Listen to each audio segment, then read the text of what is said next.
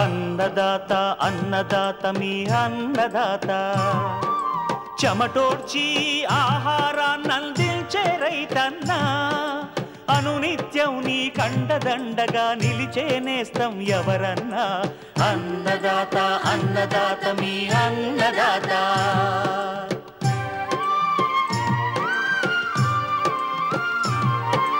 నూతన రీతుల సాగుబడికి నూరింతలు పెరిగే దిగుబడికి సూచనలిచ్చే సస్య రక్షణకు పశు పోషణకి శాస్త్ర విజ్ఞానం అందించి ముందుకు నడిపే తెలుగు రైతు భారతదేశానికి మకుటం అయ్యేలా తీర్చిదిద్దే ఆశయంతో మిమ్ము మేలు కొలిపేది అన్నదాత అన్నదాత అన్నదాత మీ అన్నదాత అన్నదాత అన్నదాత మీ అన్నదాత. అన్నదాత ప్రేక్షకులకు నమస్కారం. ఈనాటి ముఖ్యాంశాలు: వినూత్న పండ్ల రకాల సాగు, సంగారెడ్డి రైతు అన్య సత్యనారాయణ అనుభవాలు, లిల్లీ పూల సాగులో మెలకువలు,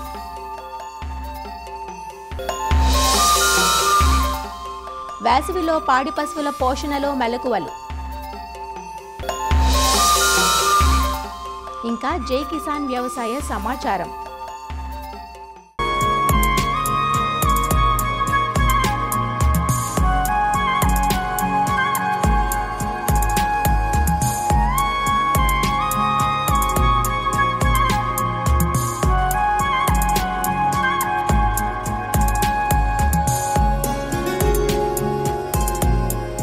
సువాసనలు వెదజల్లుతూ అటు విడిపూలుగా ఇటు కట్ ఫ్లవర్గా ఉపయోగపడే పూలు లిల్లీలు. తెలుగులో నేల సంపంగిగా, ఆంగ్లంలో ట్యూబ్ రోజ్గా వ్యవహరించే లిల్లీ పంట పొడవైన పూలగుచ్చాలపై మైనం లాంటి తెల్లని పూలు పూస్తుంది. లిల్లీ పూలను శుభకార్యాలు, దండలు, బొకేల తయారీకి, ఫ్లవర్ వాజుల్లో అలంకరణకు, పరిమళ ద్రవ్యాల తయారీకి వాడతారు. పూల నుంచి తీసే నూనెకు మంచి గిరాకీ ఉంది.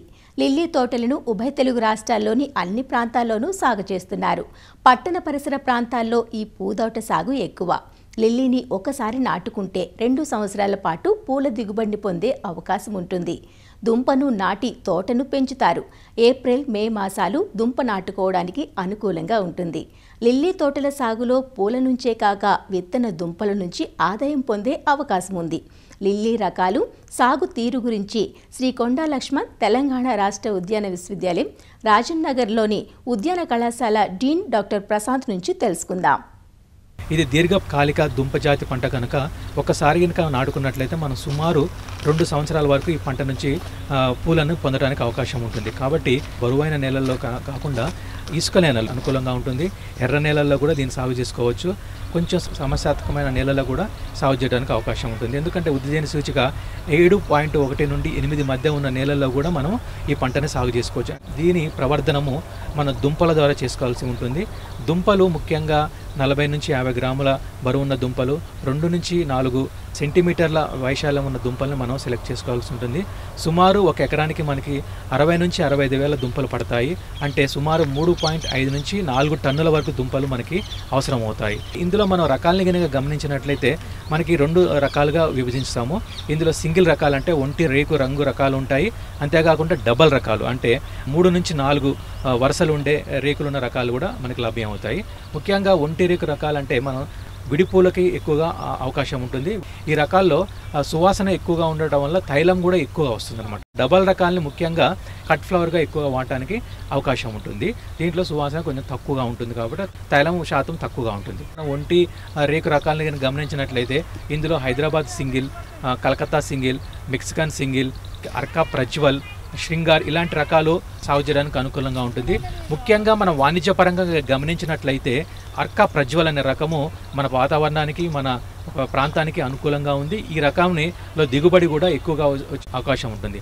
మనకు డబల్ రకాల్లో కనుక చూసినట్లయితే హైదరాబాద్ డబల్, కలకత్తా డబల్తో పాటు వైభవ్ అనే రకాలు, సువాసిని అనే రకాలు కూడా లభ్యతలో ఉన్నాయి. నాటుకునే విధానాన్ని కనుక గమనించినట్లయితే జూన్ నుంచి ఆగస్టు వరకు నాటుకోవడానికి అనుకూలంగా ఉంటుంది. నేలను తయారు చేసుకొని 2-3 సార్లు దుక్కు చేసుకొని ఆఖరి దిక్కులో మనం సింగిల్ సూపర్ ఫాస్ఫేట్ వేయాల్సి ఉంటుంది. అంతేకాకుండా 1 ఎకరానికి 50 కిలోల మ్యూరేట్ ఆఫ్ పొటాష్ వేయాలి. దీంతోపాటు నత్రజనినిచ్చే ఎరువులను మలి దఫాగా వేసుకోవాల్సి ఉంటుంది. దీన్ని అదే డ్రిప్ పద్ధతిలో పెట్టుకున్నట్లయితే బెడ్స్ తయారు చేసుకొని నాటుకోవచ్చు.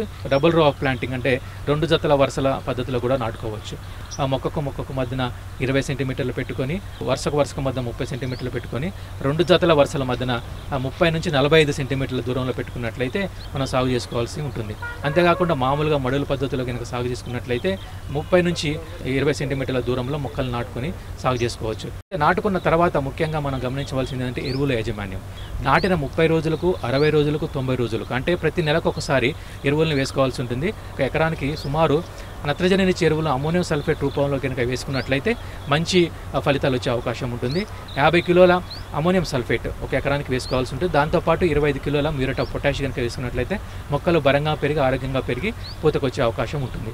అటు తర్వాత ప్రతి 3 నెలలకు ఒకసారి 50 కిలోల అమ్మోనియం సల్ఫేట్ మరియు 25 కిలోల మ్యూరేట్ ఆఫ్ పొటాష్ వేసుకున్నట్లయితే మంచి ఆరోగ్యమైన బలమైన మొక్కల్ని పొందడానికి అవకాశం ఉంటుంది. మొదటి సంవత్సరం అయిపోయి 2వ సంవత్సరంలో అడుగు పెడుతున్నప్పుడు మరొకసారి ఎరువుల యాజమాన్యం చేసుకోవాల్సి ఉంటుంది. దీనికి గాను ప్రతి ఎకరానికి సింగిల్ సూపర్ ఫాస్ఫేట్ వేసి 50 కిలోల ammonium sulphate, muriate of potash 2 దఫాలుగా 2 నెలలకు ఒకసారి వేసుకున్నట్లయితే 2 సంవత్సరాల వరకు విజయవంతంగా సాగు చేసుకోవడానికి అవకాశం ఉంటుంది. ఇందులో మనం ముఖ్యంగా నీటి యాజమాన్యాన్ని కూడా గమనించవలసి ఉంటుంది. డ్రిప్ పద్ధతిలో ఇంకా సాగు చేసుకున్నట్లయితే ప్రతి మొక్కను మనం గమనించుకోవాల్సి ఉంటుంది. ఇందులో నీరు ఎక్కువైనా కూడా కొంచెం ప్రాబ్లం ఉంటుంది. ఎందుకంటే దుంపజాతి మొక్క కాబట్టి దుంపకుళ్ళు వచ్చే అవకాశం ఎక్కువ ఉంటుంది. కాబట్టి ఆ వాతావరణ పరిస్థితులను బట్టి మనం నీరు ఇచ్చుకోవాల్సి ఉంటుంది. కాబట్టి డ్రిప్ పద్ధతిలో సాగు చేసుకున్నట్లయితే రోజుకి 15 నుంచి 30 నిమిషాల పాటు ఇచ్చుకోవాలి. అదే మామూలు పరిస్థితుల్లో అయితే 2 నుంచి 3 రోజులకు ఒకసారి నీరు ఇచ్చుకోవాల్సి ఉంటుంది. దీర్ఘకాలిక పంట కనుక కలుపు మనకి ఎక్కువగా వచ్చే అవకాశం ఉంటుంది కాబట్టి గమనించుకొని కలుపు నివారణ చర్యలు చేపట్టాలి. కలుపు మందులు మొదటి దశలో వేసినా కూడా ఆ తర్వాతకి చేతి కలుపు తీసుకోవాల్సి ఉంటుంది. అంతేకాకుండా ఇది దుంపజాతి పంట కాబట్టి ఎప్పటికప్పుడు మట్టిని దుంప వైపు ఎగదోస్తూ ఉంటేనే మనకి పిలకలు ఎక్కువగా రావటం వలన ఎక్కువ పూ కాడలు వచ్చే అవకాశం ఉంటుంది. దీని పూతను కనుక తీసుకున్నట్లయితే నాటిన 90 రోజుల నుంచి 110 రోజులకు మొదటగా కాడలు ఏర్పడి పూత వచ్చే అవకాశం ఉంటుంది. కంటిన్యూస్గా మనకి కాడలు వచ్చి అందులో నుంచి పువ్వులు కింద నుంచి పైకి విచ్చుకుంటే కనుక ఒక్కొక్క కాడలో మనకు సుమారు 35 నుంచి 50 వరకు పువ్వులు ఉంటాయి. ఉదయాన్నే కనుక కోసుకున్నట్లయితే తాజాగా ఉండి మనకి మార్కెట్కి పంపించే అవకాశం ఉంటుంది. ఆ కోసిన తర్వాతకి మొగ్గల యొక్క నిల్వ చాలా తక్కువ సమయం ఉంటుంది. కాబట్టి పూలు ఎప్పుడైతే కోసుకుంటున్నారో ఆ కోసుకునే ముందు ఒకసారి బోరిక్ యాసిడ్ 4 గ్రాములు కనుక పిచికారీ చేసుకున్నట్లయితే పువ్వులను 1 రోజు నుంచి 2 రోజుల వరకు నిల్వ ఉంచుకోవడానికి అవకాశం ఉంటుంది. దిగుబడి కనుక చూసినట్లయితే మొదటి సంవత్సరము ఒంటి రేకుల రకాలు 2 టన్నుల వరకు దిగుబడి ఇచ్చే అవకాశం ఉంటుంది. 2వ సంవత్సరంలో 2.5 టన్నుల వరకు వస్తుంది. డబల్ రకాలు అయితే మొదటి సంవత్సరం 2.5 టన్నులు, 2వ సంవత్సరం 3.5 టన్నులు, సుమారు 6 టన్నుల వరకు దిగుబడి వచ్చే అవకాశం ఉంటుంది. దీంతోపాటు రైతుకు అదనంగా మనకి దుంపలు కూడా వచ్చే అవకాశం ఉంటుంది. 2వ సంవత్సరం అయిన తర్వాత ఎప్పుడైతే దిగుబడి తగ్గుతుందో, పూల నాణ్యత తగ్గుతుందో అది గమనించుకొని దుంపల్ని తీసివేసి మళ్ళీ మరల నాటుకోవాల్సి ఉంటుంది. ఇలా దుంపల్ని మనం 1 ఎకరం నుంచి 8 టన్నుల వరకు దుంపలు వచ్చే అవకాశం ఉంటుంది. ఈ దుంపలు కూడా మనకి అదనపు రాబడిని ఇచ్చే అవకాశం ఉంటుంది. ఈ దుంపల్ని మన రైతులకు విత్తనంగా అమ్ముకోవడానికి అవకాశం ఉంటుంది. మరలా మనము నాటుకోవడానికి కూడా అవకాశం ఉంటుంది.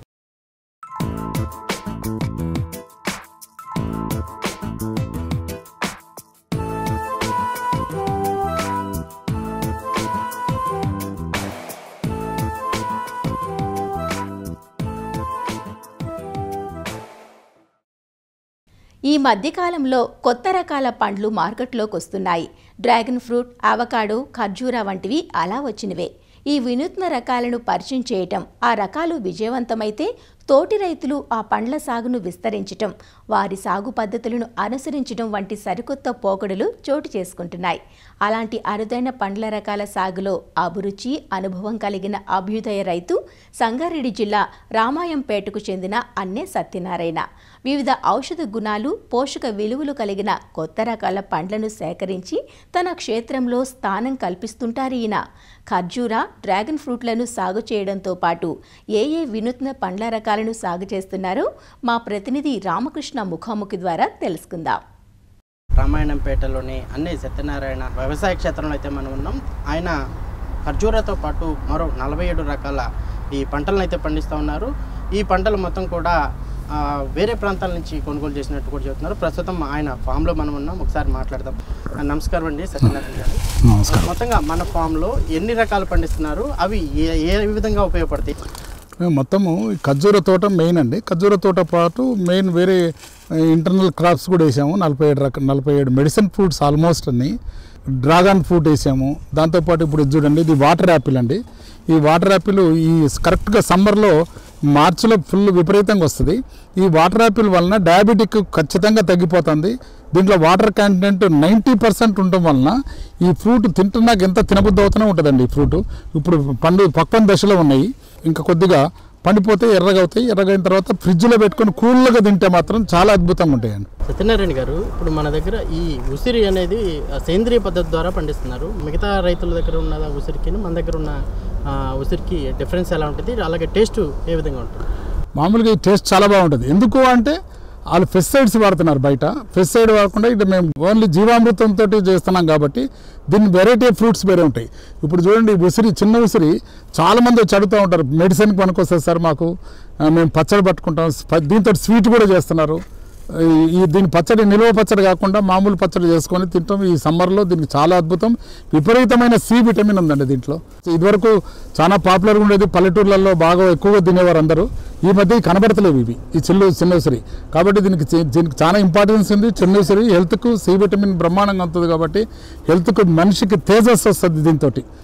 ఈ 47 వెరైటీస్ కూడా కడియం నర్సరీ తీసుకొచ్చాం. రకరకాల మామిడి కానీ, సపోటా కానీ, స్టార్ ఫ్రూట్స్ ఉన్నాయి, అంజీరు ఉన్నాయి, జీడి మామిడి, స్వీట్ చింత, ఇవన్నీ కూడా రకరకాల పళ్ళు మన దగ్గర పండుతున్నాయి. ఈ ఏదైతే తీపి చింత ఉందో దానివల్ల ఉపయోగాలు ఏంటి, ఇప్పుడు దాన్ని ఎలా ఉపయోగిస్తున్నారు? స్వీట్ చింత అనేది ఈ రోజుల్లో ప్రతి ఫంక్షన్లో పెద్ద పెద్ద ఫంక్షన్లు అన్నింటిలో పెడుతున్నారండి స్వీట్ చింత అని. ఒక స్వీట్ బదులు ఇది స్వీట్ లాగా పెడుతున్నారు. సి విటమిన్కి మనకు వచ్చేది మామూలు చింతపండు కంటే ఇది తీయగా ఉంటుంది, చాలా బాగుంటాయి. మన దగ్గర ఇప్పుడు 7 ప్లాంట్స్ ఉన్నాయి ఇవి. అదే లక్ష్మణ్ ఫల్ ఉందండి. లక్ష్మణ్ ఫల్ ఏం చేస్తుంది, అది క్యాన్సర్కి ఉపయోగపడుతుంది. లక్ష్మణ్ ఫల్లో ఉండే ఆకులతో కూడా కషాయం తీసి ఆ కషాయం కూడా క్యాన్సర్ పేషెంట్లకు పనికొస్తుంది. రామాఫల్ ఉంది. రామాఫల్ సీతాఫల్ లాగానే కానీ రామాఫల్ అద్భుతమైన స్వీట్ ఉంటుంది. రామాఫల్, లక్ష్మణ్ ఫల్ ఉన్నాయి, హనుమాన్ ఫల్ కూడా ఉన్నాయి మన దగ్గర. ప్రత్యేకంగా లక్ష్మణ్ ఫల్ మాత్రం క్యాన్సర్ పేషెంట్లకు బాగా పనిచేస్తుందని మేము ఇస్తున్నాం అది ఇక్కడ.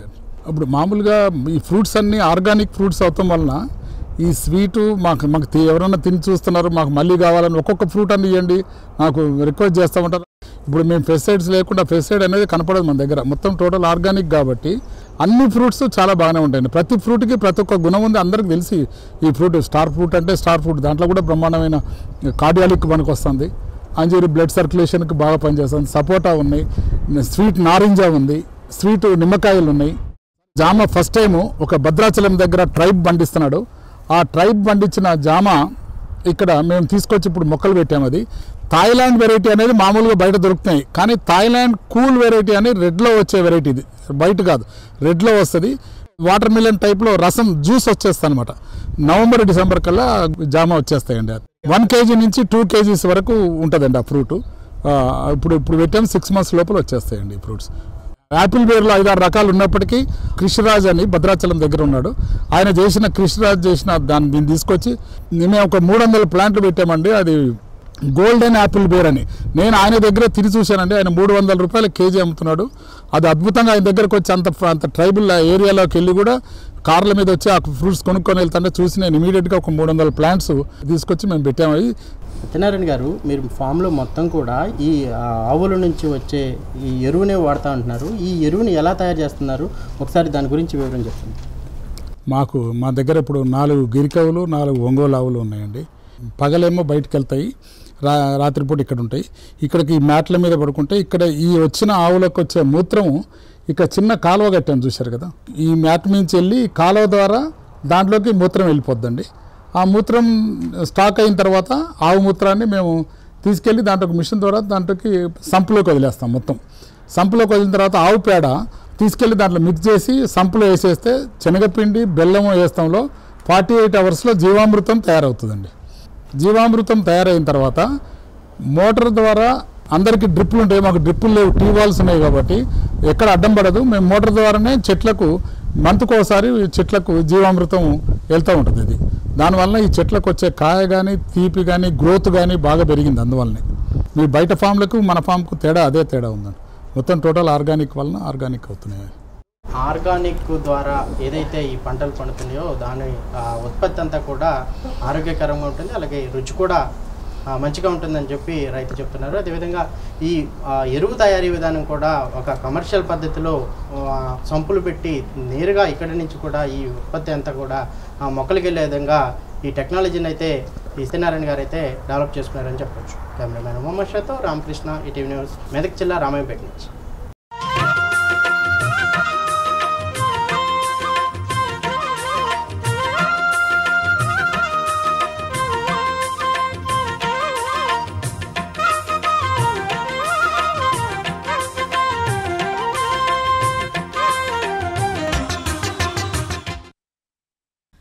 మార్చి మాసం కూడా అయిపోలేదు, అప్పుడే ఎండలు ఠారెత్తిస్తున్నాయి. ఈ అధిక వేడిమికి మనమే కాదు సకల జీవరాశి అల్లాడిపోతోంది.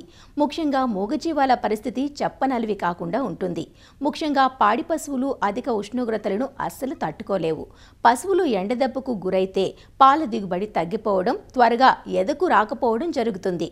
ఎక్కువగా నీరు తాగుతూ మేతలు సరిగా తినవు. దీంతో త్వరగా నీరసించిపోతాయి. ఈ వేసవి ఎండల బారి నుంచి పాడి పశువులను రక్షించుకోవాలంటే పోషణ యాజమాన్యంలో మెలకువలు పాటించాలంటూ వివరాలు తెలియజేస్తున్నారు వరంగల్ జిల్లా మామునూరు కృషి విజ్ఞాన కేంద్రం సీనియర్ శాస్త్రవేత్త డాక్టర్ రాజన్న.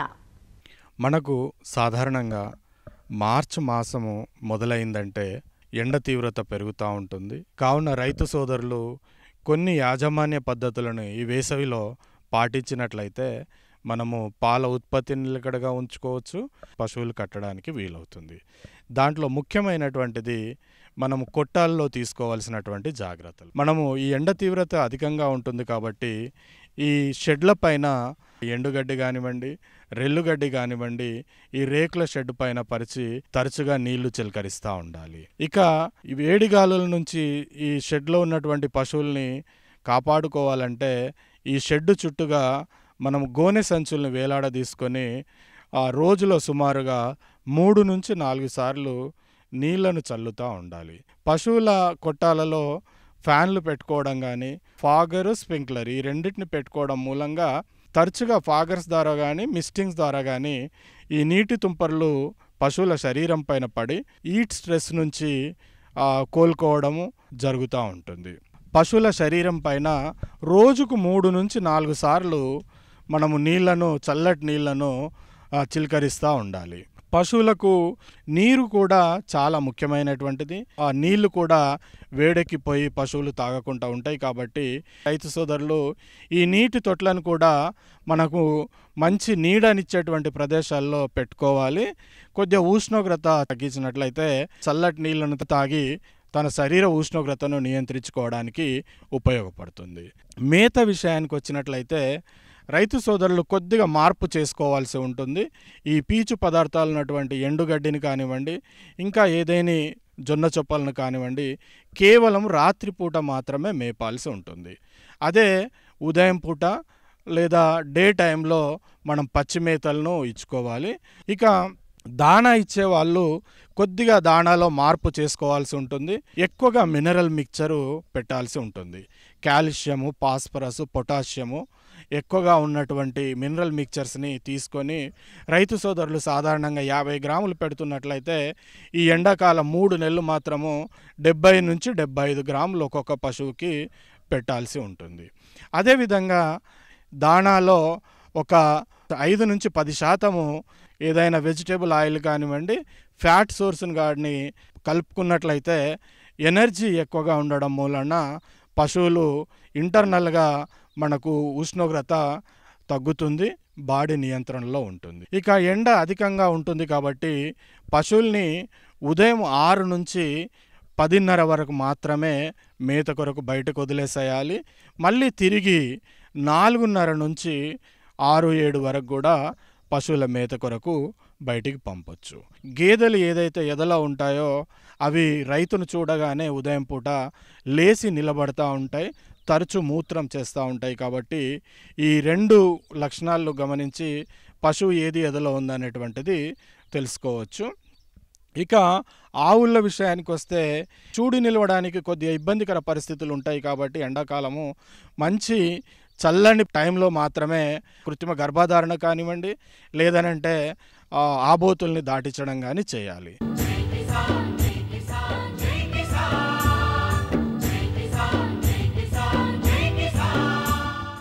వ్యవసాయ సమాచారం ఇప్పుడు జై కిసాన్లో చూద్దాం. కామారెడ్డి జిల్లాలో పంటలకు సాగునీరు అందక రైతులు ఇబ్బందులు పడుతున్నారు. సంగారెడ్డి జిల్లా సుల్తానాబాద్ నల్లవాగు ప్రాజెక్టు ఎడమ కాలువ కింద కామారెడ్డి జిల్లాలో 2000 ఎకరాల ఆయకట్టు ఉంది.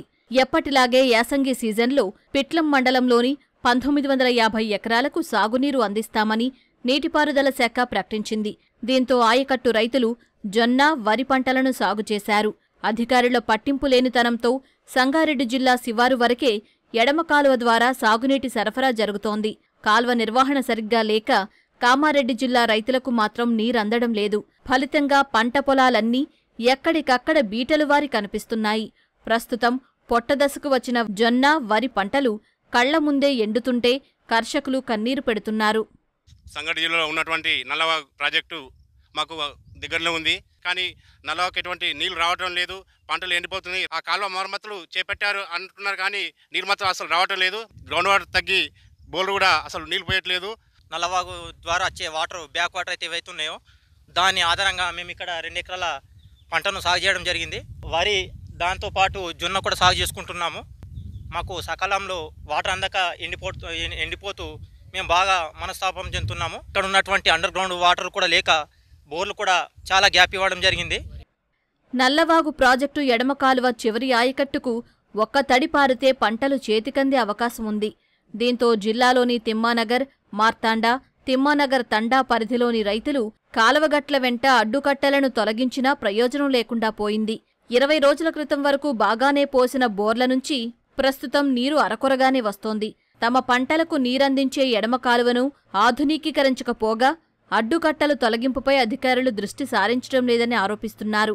కాల్వ పక్కనే పొలాలున్నా పంటల్ని కాపాడలేకపోతున్నామని ఆవేదన వ్యక్తం చేస్తున్నారు. మన నల్లవాగు ప్రాజెక్ట్ కింద 4 ఎకరాలు ఉన్నది.